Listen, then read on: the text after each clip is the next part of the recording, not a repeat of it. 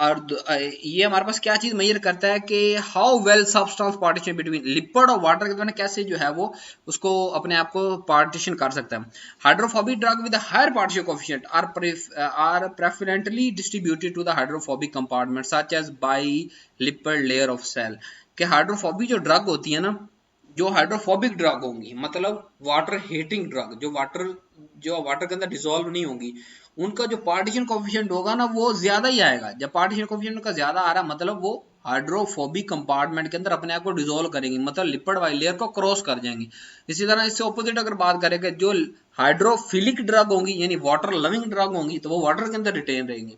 तो जब वो वाटर के अंदर रिटेन रहेंगी उनका पार्टीशन कोएफिशिएंट लो आएगा। पार्टीशन कोएफिशिएंट लो आने का मतलब ये है कि वो हाइड्रोफिलिक कंपार्टमेंट के अंदर यानी कि जो बॉडी फ्लूइड है उसके अंदर रह जाएगा। यानी आगे मुख्तलिफ बात करते हैं ना, मैं आपको देखें दोबारा थोड़ा सा कर देता हूँ। मिसाल जीआईटी की अगर बात कर रहे हैं तो जो ड्रग हाइड्रोफिलिक है वो कहाँ रहेगी, वो जीआईटी फ्लूइड के अंदर रह जाएगी, आगे क्रॉस नहीं कर पाएगी।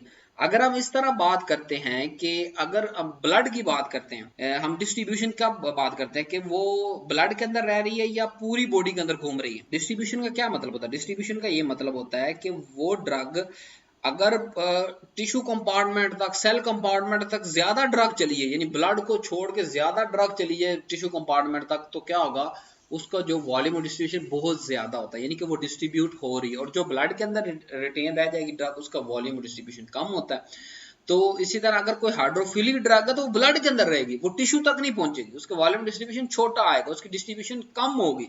अगर कोई हाइड्रोफोबिक ड्रग है तो वो ब्लड को लीव करके टिश्यू तक जाएगी और साइट ऑफ एक्शन तक बड़ी जल्दी पहुंच जाएगी और वहां जाके काम करेगी। अब मैंने आपको कहा कि ये दोनों सेम रेशियो हैं तो इसलिए इसका कोई यूनिट नहीं है, यानी सेम चीज की रेशियो है ना, ऊपर भी सॉल्यूट की कंसंट्रेशन नीचे भी सॉल्यूट की कंसंट्रेशन, नो यूनिट। अब इसको मेजर करने का तरीका क्या है, मेजर करने का तरीका हमारे पास काफी सारे हैं। शेक फ्लास्क और ट्यूब मेथड है, स्प्रेटिंग फनल है, HPLC मेथड है, इलेक्ट्रोकेमिकल मेथड है, स्लो स्टीरिंग मेथड है, pH मीटरिक मेथड है।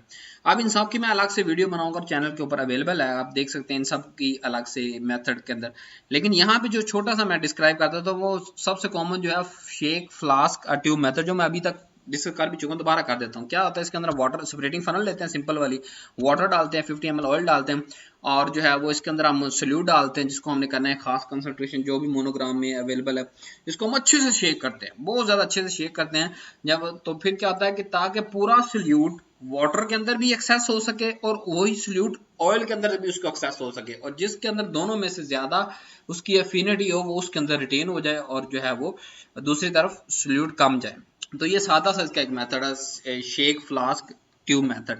बाकी सब जो है वो हम अलग से जो है वो कर लेंगे और फिर उसका वेट करते हैं थोड़ी देर तक। ये ऑयल और वाटर फेस अलग अलग हो जाती है और इससे हम क्या करते हैं, और वाटर अलग एक बीकर में ले लेते हैं, ऑयल अलग बीकर में ले लेते हैं, वाटर में कंसंट्रेशन मालूम कर लेते हैं उसके अंदर कितनी कंसंट्रेशन, ऑयल के अंदर मालूम कर उसकी कंसंट्रेशन, तो दोनों को सोलबिलिटी पता चलती है कि इस पार्टिकुलर ड्रग या पार्टिकुलर सॉल्यूट हमारे पास ड्रग है ना, तो इस पार्टिकुलर ड्रग की वाटर के अंदर कंसंट्रेशन कितनी है और ऑयल के अंदर कितनी है, तो जिससे हम अंदाजा लगाते हैं कि ये ड्रग बॉडी के अंदर डिस्ट्रीब्यूट होगी या नहीं होगी। लिमिटेशन देख लेते हैं, जारी बात है जो भी कानून है, प्रिंसिपल्स हैं, उनकी कोई ना कोई लिमिटेशंस होती हैं कि वो उन रिक्वायरमेंट्स, उन कंडीशंस के अंदर रहेंगे तो एप्लीकेबल रहेंगे, नहीं तो वो चीजें प्रैक्टिकल नहीं रहेंगी। सबसे पहले हमारे पास है डिल्यूट सोल्यूशन, कि जितने ज्यादा डिल्यूट सोल्यूशन होगा उतना अच्छा रिजल्ट पार्टीशन कोएफिशिएंट का आएगा। अगर आप कंसंट्रेटेड करते चले जाएंगे ना, यानी कि सोल्यूट की मिकदार बहुत ज्यादा यूज करनी चाहिए, हाई कंसंट्रेशन पे चले जाएंगे तो उतना अच्छा रिजल्ट नहीं आ सकेगा। कांस्टेंट टेंपरेचर की अगर बात करें तो temperature should be kept constant through out experiment, के पूरे एक्सपेरिमेंट के दौरान कोई भी हम मेथड इस्तेमाल कर रहे हैं टेंपरेचर हमने कांस्टेंट रखना है। क्यों? क्योंकि हमें पता है कि सोलबिलिटी की चीज पे डिपेंड करती है टेंपरेचर पे। अगर आप टेंपरेचर बढ़ाओ या कम करोगे तो सोलबिलिटी कम या ज्यादा हो सकती है, तो हमारा एक्सपेरिमेंट का रिजल्ट सही नहीं आएगा।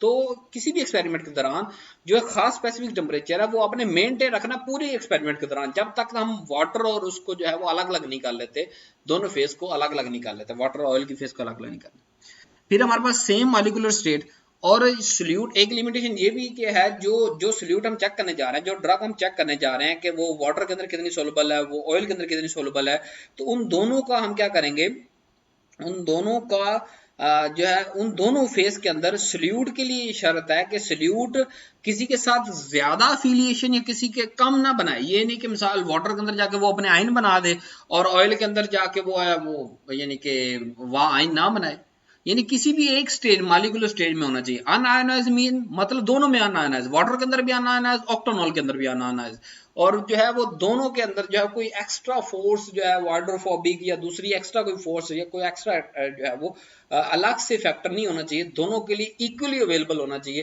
ताकि जिसके साथ वो अपनी बॉन्डिंग बनाना चाहे वो बना सके। या जो होता है कि किसी एक फेज के अंदर जाके कोई नई एसोसिएशन बना ले और किसी दूसरी फेज के अंदर जाकर डी एसोसिएट हो जाए उसके मॉलिक्यूल्स, ऐसा नहीं होना चाहिए एटम जो मॉलिक्यूल्स की। क्यूबिकल कंसंट्रेशन की बात करें कि जब हम जैसे सेपरेटिंग फनल या शेकिंग का मेथड पढ़ाया मैंने अभी, तो उसके दौरान आपने अच्छा से शेक करना है ताकि दोनों लिक्विड तक पूरा सोल्यूट पहुंच सके, वाटर तक पूरा सोल्यूट पहुंचे, ऑयल तक पूरा सोल्यूट पहुंचे, और दोनों के दरमियान जो भी अट्रैक्शन हो जिसमें ज्यादा डिसॉल्व हो उसमें वो डिसॉल्व हो जाए। नॉन मिसिबिलिटी ऑफ सॉल्वेंट के सॉल्वेंट आपस में मिसिबल नहीं होने चाहिए, यानी जैसे हमने अभी ऑक्टेनॉल वाटर दोनों में ये अलग अलग सेपरेट लेयर पे रहते हैं। हमने पहले ही कहा कि दो बाईफेसी का हमने लिक्विड इस्तेमाल करना है, ये नहीं कि वो सॉल्वेंट खुद से अट्रैक्शन बनाए खड़े और वो सॉल्वेंट खुद एक सॉल्वेंट बन जाए, यानी दोनों।